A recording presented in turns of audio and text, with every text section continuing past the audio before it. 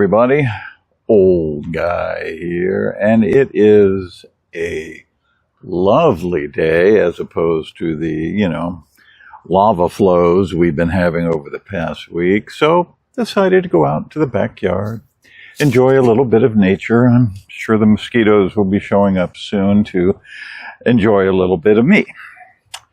So what is this novel? Well, this is a Robert B. Parker novel, a Spencer detective novel. Indeed, this is the very first Spencer detective novel. It was published in 1973. You know Spencer. He's a tough guy, smart aleck, private detective like Sam Spade and Philip Marlowe. Even had a television series at one point called Spencer for Hire. I think that was in the 80s. There are over 40 Spencer books. A lot of them written after Parker died in 2010.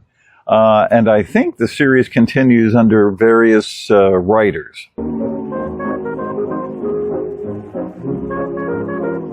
But with all that out there, this is the very first Spencer novel I have ever read. And it will probably be the last.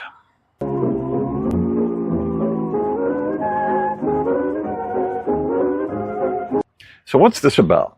Well, Spencer, and that's all he's ever known as, is a private detective in Boston, an Army veteran of Korea, and a former state trooper.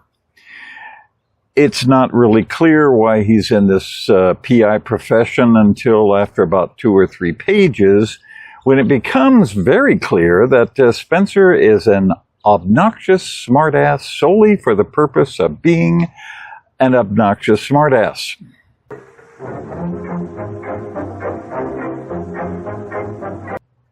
About the only profession open to the professional obnoxious smartass is PI, so it seems we have an agreement in terms here.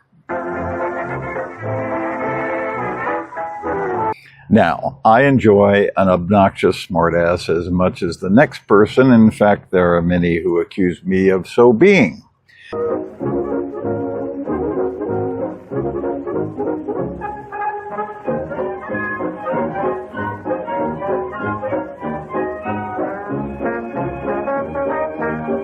I mean, I like Veronica Mars. She's a good example. But this is a terminal case where Spencer can only be obnoxious along all the range of smartassery. I mean, it's like Tourette's.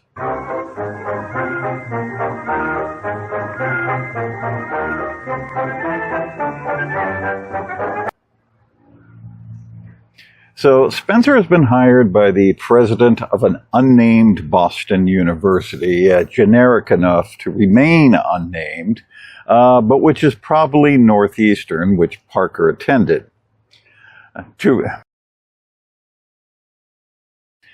He's been hired to recover a medieval parchment called the Godwulf Manuscript.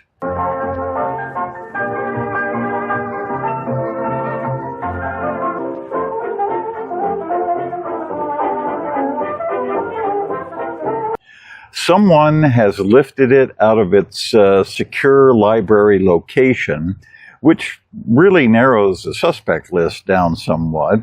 And the kidnapper is demanding a $100,000 ransom. Hey, come on, man, it's 1973. To be paid to a radical free school located nearby. G sort of narrows the suspect list down even further to those dope-smoking commie hippie types with access to the secured library.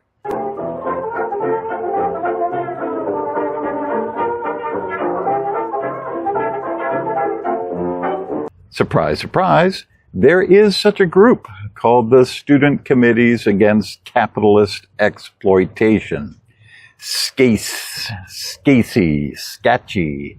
And their secretary, Terry Orchard, is a likely candidate, so Spencer hunts her down and gets into a dust-up with her boyfriend.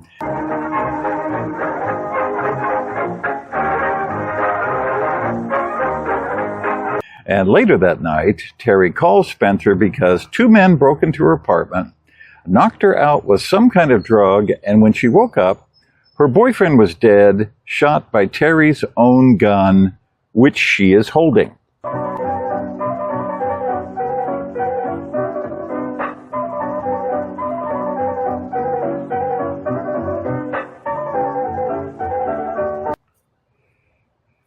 Okay. The police aren't buying this story and arrest Terry for the murder, and Spencer shouldn't be buying the story either, but he does, out of kindness, I suppose.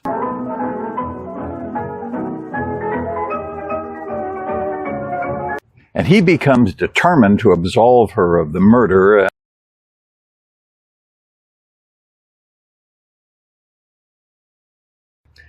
Well, I guess he does, but for the life of me, I don't really know how.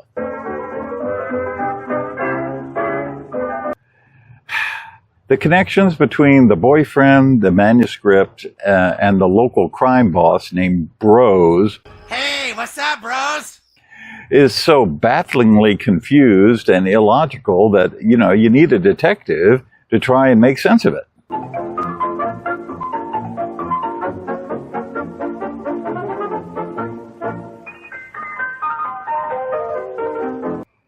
Sure didn't make any sense to me. Best I can figure, the manuscript was stolen to keep attention away from another serious crime that no one was even aware of.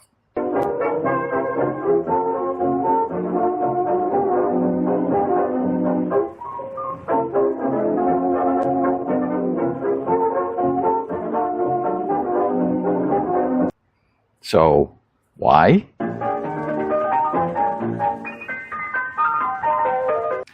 I guess so we could be introduced to a terminally obnoxious smartass and his very creative and excessive insults and put-downs of every single person who happens to get within eyesight. Judging by the dozens of novels, this is a successful formula. But I don't intend to verify that. Old guy here. See you later.